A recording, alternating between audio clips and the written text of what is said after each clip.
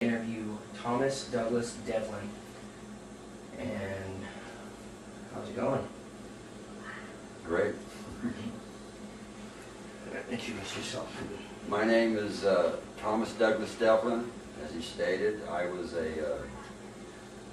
am a Vietnam veteran. I served in Vietnam from 1969 June to 1970 June. I was drafted in the military in 1968, November the 6th. I went to basic training in Fort Benning, Georgia. I went to advanced infantry training in Fort Benning, Georgia.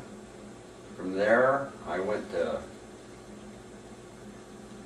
can we start that over? Let's keep going. Anyway, then I went to Fort Benning, Georgia for NCO school, which is a non-commissioned officer school. They call it a shake and bake. You go there for a while and then you come out of there and you're a sergeant. And then I went from there straight over to Vietnam. What were you drafted as, like shooting wise? I was infantry. Infantry? Uh-huh. Sharpshooter? Yes. And when I went to Vietnam, I was a platoon leader, squad leader. Oh yeah. Now, how was training? Probably about 5 months before I went over there. 5 months. Was it hard? Was it? Oh, very hard training, yes. Yeah, what'd they make you do? You run everywhere you go. A lot of, camping out and just different things you had to do. Target practice? Oh yeah, target practice. Yeah. Do you have any friends with you when you went training? No. No friends? Alright, what was it like in Vietnam? What was... It was hot. Well, that's the first thing you notice when you get over there. It's hot and sultry. Oh, sultry. And it's like that even during their wintertime, during the monsoons. It's even warm then. It doesn't get cool till late at night. Yeah. Did you witness any combat? Yes. Constant combat almost. I mean, every month. I was, like I say, out in the jungle my whole year over there. We'd be out in the jungle for anywhere from 4 to 6 weeks at a time. Then we'd go up to a fire support base for 2 or 3 days while you resupply yourself. New pants, shirts, whatever, boots, more ammunition. Then back out to the jungle you went after about 2 or 3 days. Okay. And what was it like after you came out of the Vietnam? When I got back home? Yeah. It was hard to adjust. I think I was home for about a week and I wanted to go back over there. What made you want to go back? Friends. You felt like you left your friends over there. Yeah. I mean, there was no in-betweens. You had friends or they were your enemies. So. Now, what made you leave? An injury? What? What happened to make you come home? No, I stayed over the whole time. I didn't come home early. I was out of the military. I was, I ETS'd out of the military, out of Vietnam. I was there one day and 3 days later I was out of the Army, sitting at home. Now, there was no break-in or anything. You were awarded some medals? Yeah. I got shrapnel in my arm, May the 16th. And I ended up going to Hawaii. I was there for a week and then they sent me back to my unit out in the jungle. Now, you said you got shrapnel in your arm? Mm-hmm. How'd that happen? Actually, it was an M79 grenade launcher that the enemy shot at us.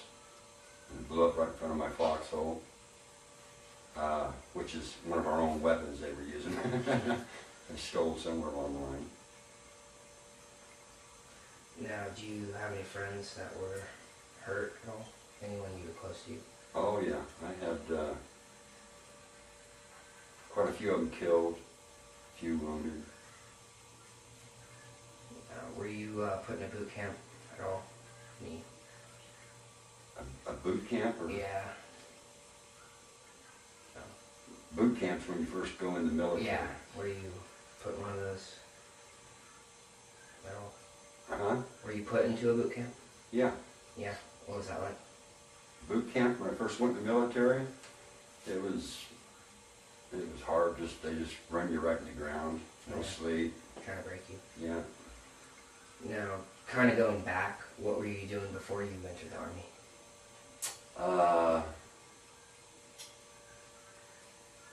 I was married, and I was working at a ranch, riding tractors, baling hay, and stuff like that. And how did they get a hold of you? Did Just a letter in the mail. letter in the mail? Yeah. And what'd you do once you got that letter? I had to go down to Oakland and to take a physical and this here. And then from Oakland, they said I passed the physical, and they put me on a bus and sent me up to Fort Lewis, Washington. Okay. And once you arrived in Vietnam, how long were you there? I was there 1 year to the day. 1 year to the day. Mhm. And was that all constant field action? Yeah. Action every day? Do you have any stories at all, or any? I have lots of stories, probably.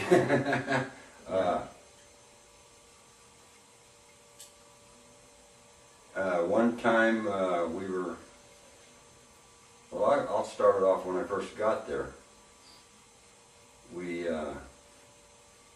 It took me, when I first got there, from July, they sent me on a helicopter out to a fire support base. That's where they have mortar tubes, or some of them, like LZ Siberia, they have artillery pieces that support you. When you're out in the jungle, you can call in, artillery strikes. But when I first got there, they put me on a helicopter, but that was after they drug 2 dead bodies off the helicopter. Basically, I'm replacement. Then you got to climb on a helicopter, and you sit in puddles of blood and people that died before you, and then they fly you out to the field and dump you off with a bunch of other guys that you don't know or anything. And that's the beginning of it. And then I think we had to get up Hill 441, which I think it took us about a week to get up top of that mountain and fight our way up it. In the rain and stuff. I mean, it rained. I don't care what time of year it rains over there. Terrible. Yeah. And then, another story that comes to mind is one time we were walking down a trail, and I think we had one guy on point, and I was the second one in the line, and there was a guy behind me, and they opened up on us with a .30 caliber machine gun. And the guy in front of me, whose name was Butch, hit him right in the forehead and came out the back of his head. I just raised my rifle up in the air to push the bamboo grass apart to part it when you walk through it, and a round hit my rifle right in the middle. It would have got me in the chest. Wow. The guy behind me took one right through the shoulder. And just to show you how lucky you are sometimes, it's luck of the draw. And you say Butch didn't make it. I don't know about the other guy, he probably did. Took us a while to get a helicopter to fly him out.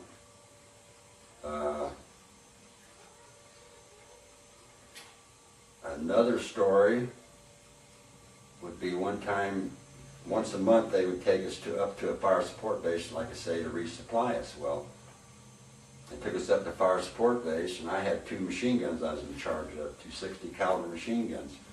While we were in the point bunker on the fire support base, we'd go up there for 3 days, and me and another guy, we're always short-handed.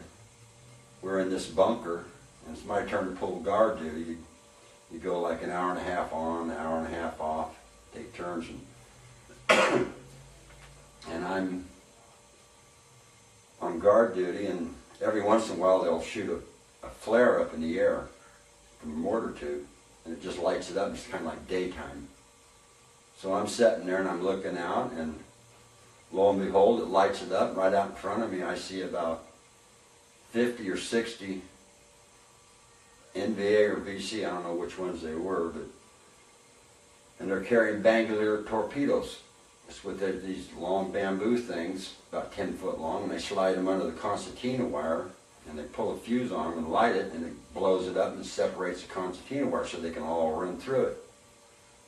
Well, it lit the sky up. Of course, I seen them all there right in front of me, about 30 yards. So I commenced to shooting with the machine gun. I melted the barrel off the machine gun. It got so hot. I pulled it. It's supposed to shoot 6 to 9 round bursts. Well, let me tell you, I pulled that trigger and didn't stop shooting until that flare went out. Wow. I figured they were close and they could be on me any time. Then the flare went out and we started throwing grenades, trying to clear it around our bunker where they weren't close to us. And then the next morning,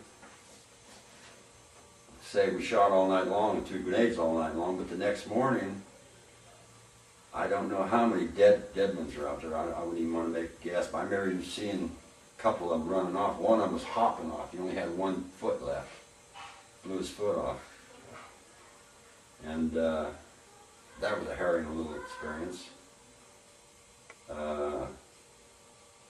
And there were lots of times where firefights, lots of times, you get in a big firefight with them, and they would always try to haul all their bodies off. So all you'd find would be blood trails and stuff, or where they chop down trees to make stretchers and haul their wounded or whatever off or dead off. But you know you got a lot of them though. But it was nerve-wracking at times. But you kind of got used to it. It was always don't mean nothing type attitude. Another time, these are just some of the main ones I'm thinking of. Another time we were set up on a night logger right along this main trail. Of course, I had the machine guns, so I set one machine gun up to my left, about 30 yards, watching the trail, and I gave them a starlight scope, which is a scope you look through at night. And there's 2 guys, and there was me and another guy. We were in the middle foxhole. And then, of course, there's another machine gun down to the left, about 25 yards or so, a little closer, watching the other end of the trail. And if anybody comes by, well, we're going to get them in crossfire. Down below us, just about 10 feet where it went downhill, where we can shoot them up pretty good. Well, about 2 or 3 in the morning, I was sleeping, and the other guy in my foxhole woke me up, and you're real quiet, but he woke me up and he says, he hears something out in front of us. So I listen, and I can hear him talking out in front of us, and I have a trip flare on the trail. Well, I blew my Claymore mine on him, which is it's about that big and about this wide, and it's got C4 on the back, and it's got 700 ball bearings in front of it. It'll literally cut you in half. Anyway, I blew the Claymore mine on him, and then I threw a couple of grenades, and I could hear them out there screaming and moaning. I don't know how many of them I got, but I don't know how they got by my machine gun on my left side of me. I figured they killed those 2 guys. So I told the other guy, if you see anybody coming from that side of us, I said, you better shoot them. I says, because they had to get that gun. Those guys would have been shooting. They never did shoot. And so the next morning, of course, at daylight, I could see those guys over there in their foxhole. And then they told me later that it was about 2 or 3 in the morning. They were looking through the starlight scope, and here come these NVA coming down this trail. And they figured, well, we'll open up on the last of them, then you guys can open up on the middle and in front of them, They said it never stopped. He said it was it was just unbelievable how many of them there were, and they were all pissed off because I opened up on them. They were wanting them all. It was the NVA division that come through there, which is like 1,000 people. And here we are, there's like about 20 of us. And I'm over here, you know, throwing grenades and popping claymores and shooting M79 rounds at them and stuff, you know. And the next morning we found 2 wounded ones out there. And there was numerous blood trails. I don't know how many people they hauled off. That's just some of the stories I remember. And a funny story, just to lighten it up a little bit, would be one time we went up to the fire support base. I think it was LZ West for a couple days. And they had these sandbag bunkers up there. Not real big, but, you know, a couple guys can get in and firefight. They got little windows in them. But anyway, then they got old ammo crate boxes in there. Well, I decided I'm going to take me a little nap. The other guys on guard duty there. It's during daytime. So I crawled in this bunk and I lay down there on the ammo crates, like a twin bed. And I'm about sleeping there. And all of a sudden I look down, there's a dang mouse on my damn chest. I said, son of a gun, you know. And I knocked that mouse off and I jumped up and I grabbed my M16. He got in the corner in some boxes there, and I shot about 4 or 5 times at him.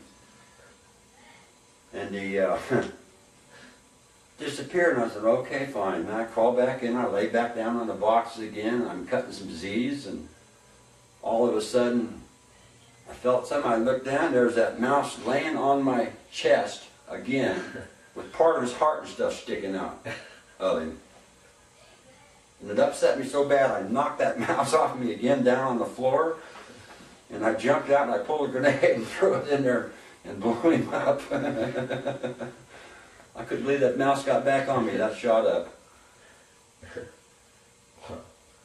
And the other guy thought I was nuts. And I probably was at the time. So what was your daily routine?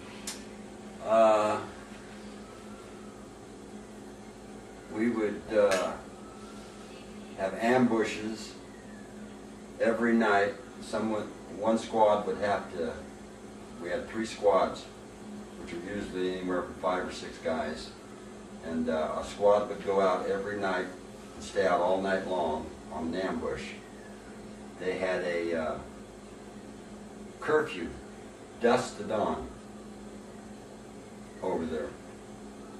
You know, when it got dark, the people weren't supposed to be walking around, or you could be shot walking down a trail for anything.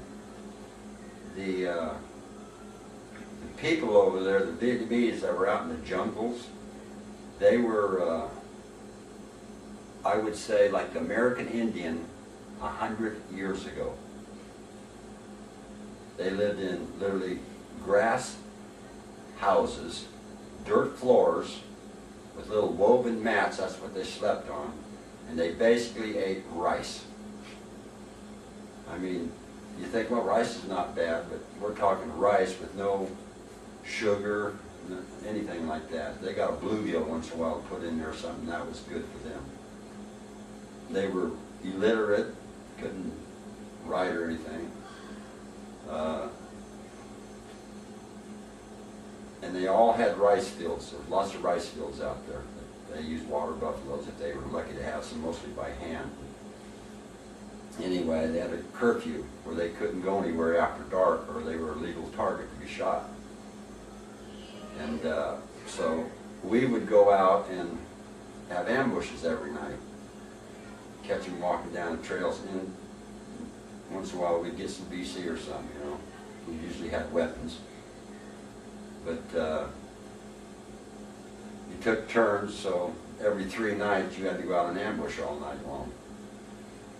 And you'd come back in the morning, right after daylight, you'd come back to our day logger, or that would be our night logger then. Your loggers are, a night logger's where you spent the night, and then first thing in the morning, right at daylight, you'd get up and you'd hike all the way to another area, and you'd set up a day logger. That's where you made a little perimeter, and you dug your foxholes, and you stayed there all day long. And then you'd take off like an hour and a half, 2 hours before it got dark, and you'd go to usually a little knoll if you could find one someplace. You'd look on the map, you'd have a little high, you always try to get high ground. You get up on top of that right about dark and dig your foxholes, and you'd sit in there and take turns all night long pulling guard duty. Plus you slept on the ground. The mosquitoes were horrific. I mean, millions of them. And that's why you always see the pictures of people with insect repellent stuck in their helmets. But you put that on you at night. And then it was so hot, all you had was a poncho liner or a blanket. That's all you needed. You had a blow-up air mattress. Blow that mattress up every night. You lay on it. Sometimes you only blow one up because you took turns. You'd sleep on it, and you get up, pull guard, and then the other guy sleeps on it. You just have one of those little thin nylon poncho liner to lay over you. And a lot of times you had to pull it over your head to keep the mosquitoes off. And then you had, in the morning, you would hike to your day logger, wherever that was going to be, and you carried everything on your back, all your sea rations, all your ammo, plus you always carried extra ammo for the machine gun. One guy would carry a claymore mine, one guy would carry some other piece of equipment, maybe one shovel for digging foxholes. Like I said, you dug 2 foxholes a day pretty much. What was that like? It was kind of hard digging. Yeah, how deep? Well, it seemed like it was never deep enough when you got into action.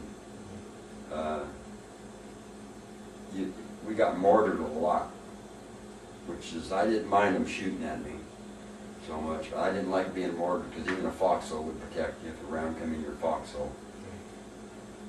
Matter of fact, one time they even shot some mortar rounds that had CS gas in them, trying to get us to get out of our foxhole so they can get you with the HE, which is high explosive rounds. But, never liked being mortared. You could hear them shoot the mortars. You hear a little pop way off. You could hear it like firecracker going off. You hear a pop, and the next thing you hear is a sss. When it comes in, then it hits, and there's like a little time delay. It hits, and then it goes boom like that, and it throws dirt and stuff all over the top of you. But you're sitting there in that little hole, and it's like you can't get deep enough, and you're praying it don't come inside your hole. Usually when they started mortaring us, we would try to get out of there as quick as we could, because they're zeroed in on you. So once you move, then it's too hard for them to try to move their tube around and get you lined up again. And then you're a moving target too, and then you're really hustling. You're almost at a run getting out of there. But you try to time it in between their shots. When one hits, and all of a sudden you jump up and grab your backpack, and then everybody just takes off one side of the knoll or wherever you're at. And then when you're out walking around during the daytime, going to your day log or whatever, like I say, you get leeches on your legs, or wherever those leeches get you, they'll get you. But you wear rubber bands around your socks to keep them from getting on your feet, and you can spray them with bug spray and they'll fall right off. You carry extra socks tied on your pack frame, because your feet's always wet. You don't carry any rain gear whatsoever. Maybe a poncho or something, that's it for the monsoon season. But you don't wear any underwear. All you usually have is a t-shirt or just a shirt you'll wear with sleeves rolled up on it. It's so hot and sultry. Underwear would rot off of you. All your water, you have to pill all your water with the purification tablets.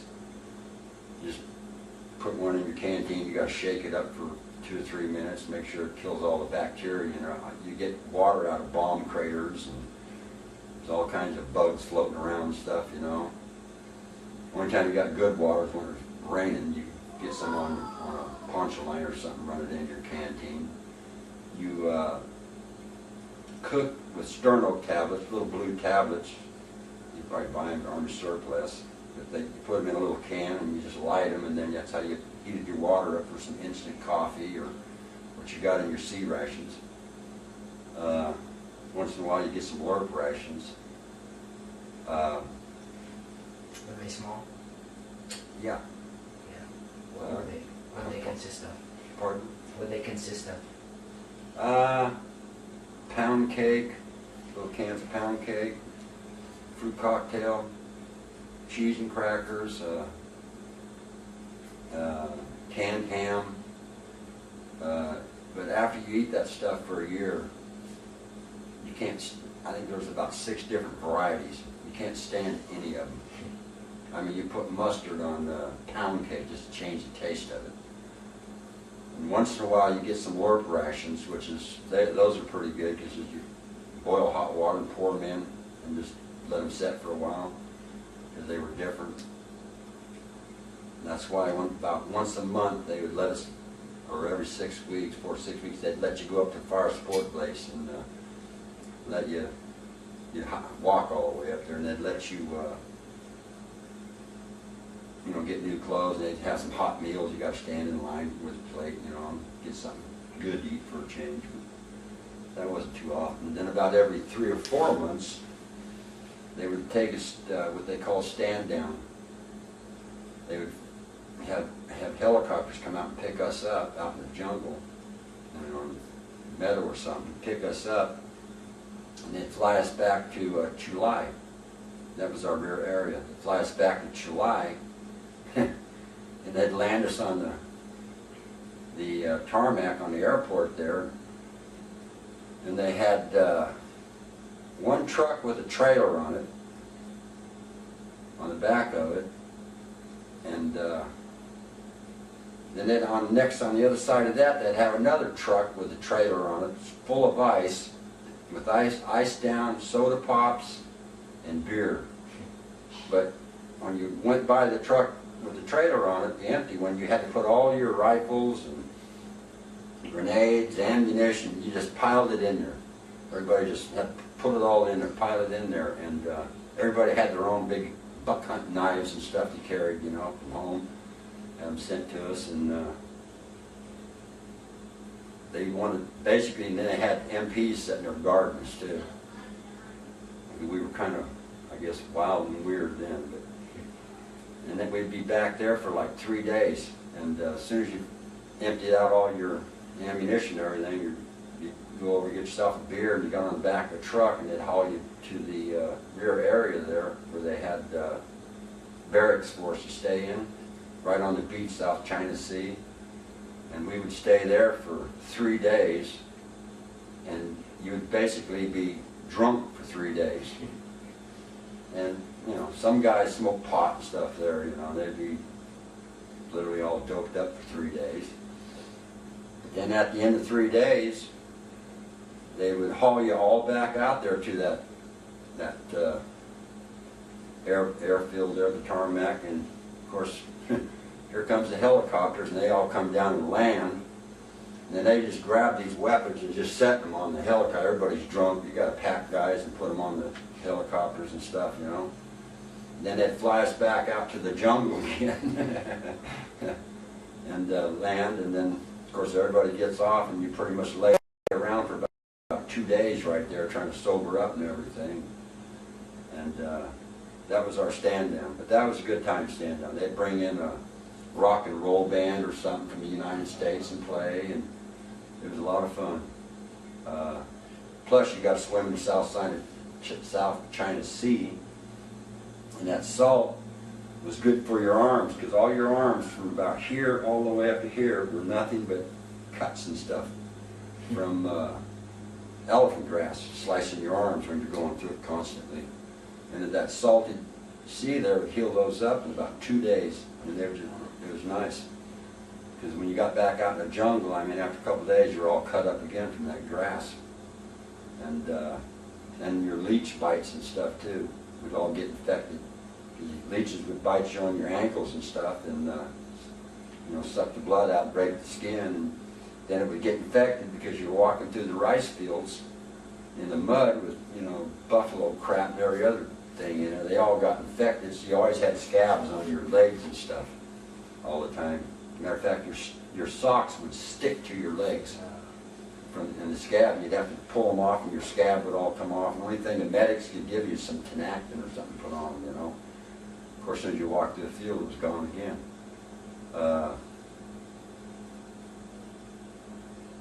Then getting back to our day, sometimes for maybe a couple weeks, 3 weeks, it was like walking in the park. I mean, it was just, you know, beautiful. You're just walking along on trails and stuff, and it was kind of nice. Then all of a sudden you get contact again or something, and then you're in another battle again.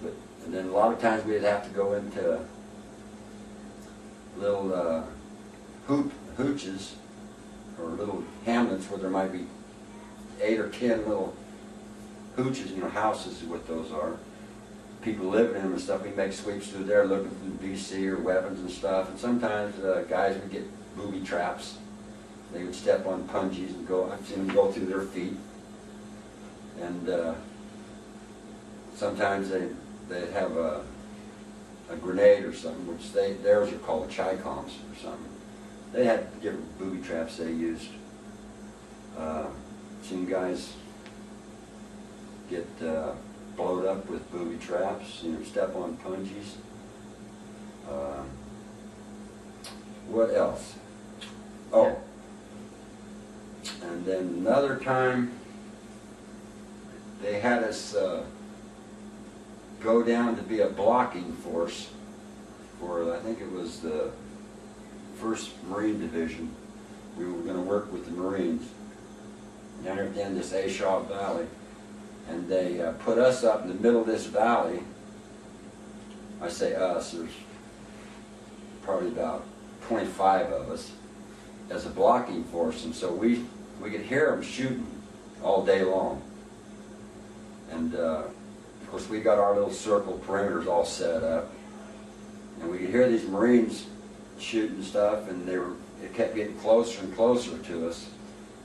And we knew we were going to be in contact. And about a half hour after it got dark, where you couldn't see, here come all these VC and NVA. I mean, they went right through us like we weren't there with those Marines pushing on them. You could hear them running right by you. Of course, you're shooting, and then you hear them running by you, and then you hear the guys behind you shooting as they're coming behind them. Because they were trying to get out of here where these Marines were after them. And one of them, one VC, I don't know, NVA VC, he fell in a hole, a foxhole. There was a guy next to me, and I could hear him yelling and screaming and stuff. And finally, he said he was all right when I was just about ready to go over there. But the next morning, that guy had like 23 bite marks on his body. Bite marks? Bite marks. The VC was in that foxhole, which isn't very much room with him. And he was wrestling with that guy, and that VC kept biting him and stuff. Of course, they couldn't shoot each other, so they couldn't get their rifles up in that little foxhole. He had 23 bite marks on him the next morning, and we found the VC about 20 feet in front of his foxhole, dead.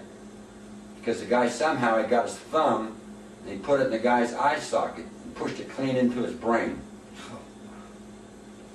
And that's how, you know, close they were to us. Jeez. And there were some other guys that said some of them jumped over their foxholes when they had their heads up. All of a sudden, somebody jump over them, you know. And then the next that next morning there, of course, the Marines came into our camp, and there was a machine gun up on the hill, a VC machine gun that kept opening up on us. And I couldn't believe how gung-ho these Marines were. Their captain came over and told them, go up and get that gun and knock it out. And they said, yes sir, and away they went. They ended up losing like 4 or 5 guys on that gun, the machine gun. They got it. But I told those guys when they come back down, I thought they were stupid. He said, what do you mean? And I said, well, that ain't the way we do things. He said, well, what do you mean? I said, well, you know, if we go up there and that gun opens up on us, well, we pull back and we'll call in artillery, or we call in airstrikes, see if they can knock it out, and then we'll go back up there again. I said, if they open up on us again, I said, we pull back, they can have that hill. It ain't that important to us, you know. But those guys were just gung-ho. And Did you guys get along? oh yeah, yeah. As a matter of fact, I felt sorry for them because we had the new fragment grenades. These guys were using old pineapple grenades from World War II. Some of them had M14 rifles, and I mean, you got to be kidding me, you know. They gave them all the stuff, the junky stuff to use up, you know. And it was funny. But I'm trying to think of some more stories here. Well, you said you're a squad leader. Yeah. How was that leading, like your squad? It was okay. Sometimes you had to make some decisions, you know, who had to walk point or something, you know.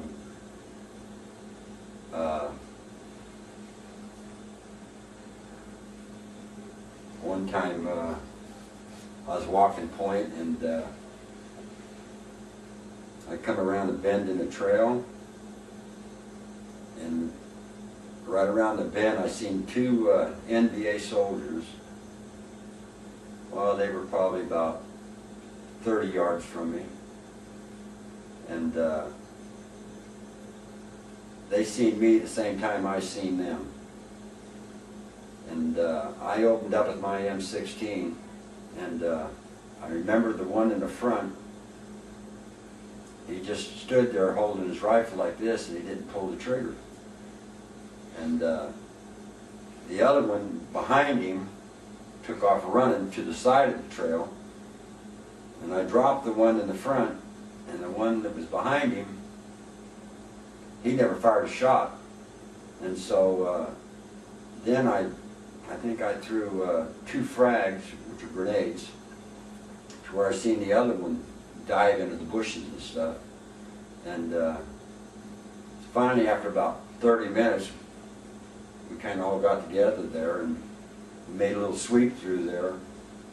And the one in the front, one of my rounds hit his magazine, banana clip, those AK-47s have. It hit his banana clip, and it jammed around before it went in his barrel. He pulled the trigger, but I hit his just before his went off, and it jammed his rifle up where he couldn't shoot. He might have got me. But then the one that was behind him, I couldn't believe it. I hit him in the butt, and he was still alive laying there. Anyway, we captured him, and we took him out and put him on, called in a helicopter for, you know, for a prisoner pickup, and they picked him up and flew him off. I don't know what happened to him. And then getting back to our everyday thing, sometimes we would be sent out on ambushes at night, and if you're ever in an ambush at night, what you do is you'll open up on whoever it is coming, and then you run like hell back to your your night logger. And sometimes you had some merry little runs through the jungle, because you don't know how many people, you know, there's only 5 or 6 of you, usually about 5 of you out there doing an ambush. And all you know is you got a bunch of people coming down the trail. It might be 5 people, 2 people, it might be 200 people. So you didn't want to stay right there and try to fight them. You just opened up, do your thing, and then grab your stuff, and then you all had a set plan on which way you were going to go and head back. Then you had, of course, you had passwords you'd yell out when you got back to your area, you know. You had a radio too, but you'd yell like Roy Rogers. You'd yell like Roy, and they'd say Rogers. That lets you come in without them opening up on you, you know. Or they'd say vice versa, and you would answer them back. And then if you've never had artillery rounds shot at you, it's an experience too. Because you'll hear a round go off above your head, which they call overhead burst. And then you hear chunks of metal going poof, poof, poof, poof, poof, poof, through the air like it's frisbee or something going by you. You know, if it hits you, it cuts your head or your arm or whatever off. And then another story one time is we had out in the middle of a rice field, we had a VC or NVA, it's hard to tell them apart, out there in the middle of this rice field, and so we called an airstrike in on him. And so here comes this jet. This guy kept shooting at us. Of course, all you see a little head bob once in a while. Pretty hard to hit him, you know, 100 yards away. Anyway, here comes this jet. He flies down and he drops a bomb. And boom, big bomb goes off and the jet pulls up. You hear a crack, crack, crack, crack, crack. The guy's shooting at the jet. His rifle. I mean, that guy is brave. And the jet goes around and comes back around. He dives down again and he shoots his machine guns at the guy. Pulls back up. You hear a crack, crack, crack, crack, crack. And the guy's shooting at him again. I'm thinking that guy's dumb, you know. Jet flies around again. He drops napalm. Nothing after that. Never seen napalm. It's just one big ball of fires out of a gel. And it sticks to the tree limbs and everything, this gel. It smells like burning plastic. And there were no cracks after that. I always thought that guy was an idiot. Another little story, one time we were going across the rice paddy. I'm talking like 20 guys here, and we were almost all the way across. And then you'd stay like 6 to 12 feet apart. You never got bunched up because one round would get you all, you know. But we're going across the rice paddy, and this guy, this VC, was hiding out in the middle of the rice field on the next check, which is little dirt banks that go along there. He's hiding on it. He's laying down in the water hiding. Well, he must have finally decided he's going to run for it. This guy jumps up and takes off running, probably about 100 yards away. And I mean, 20 guys shooting at him, never hit him. I couldn't believe it.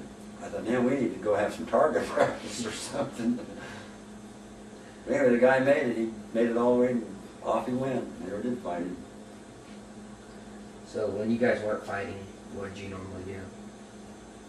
Well, during the middle of the day, we would carry little radios, and you'd turn them on and listen to radio. Write letters home. Just a lot of camaraderie with your friends and stuff.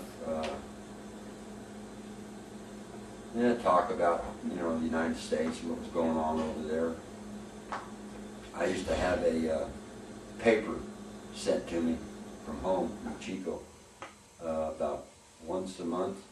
I'd get a paper and to read it. And one time we had a what they call a Kit Carson.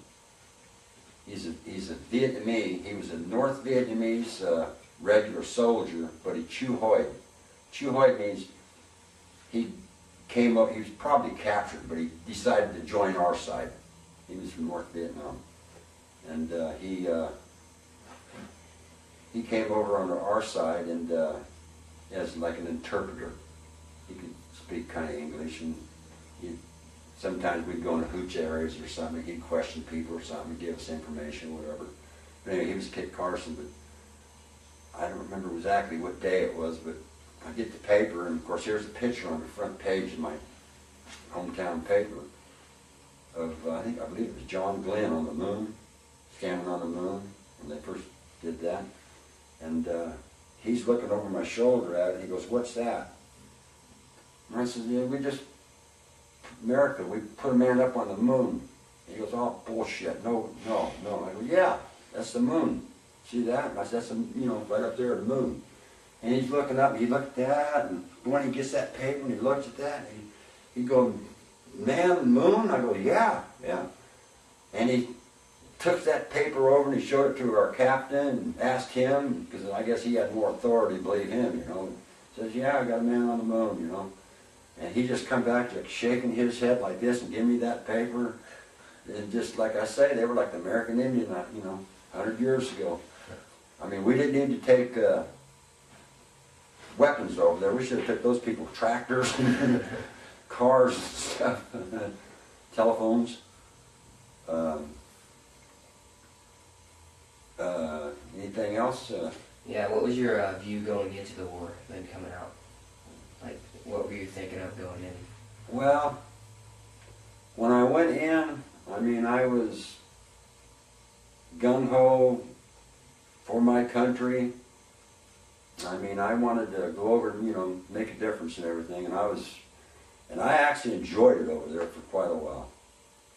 So I thought I was doing something, but then you're reading the papers about what's going on back home, and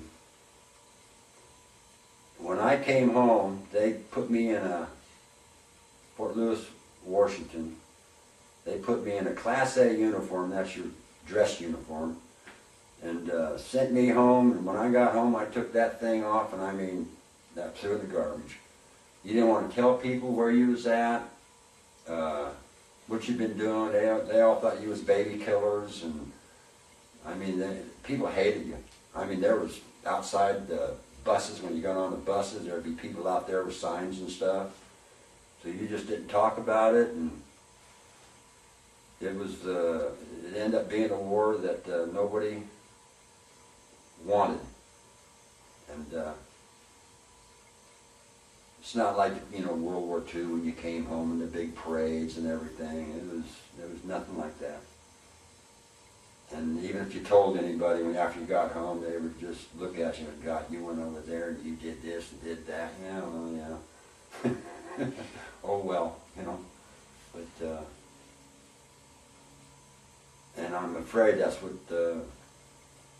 our wars in Afghanistan and Iraq are going to turn into too. They'll be demonstrating here pretty soon and everything over those.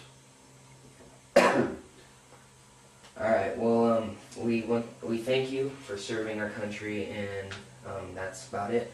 Thank you. Thank you.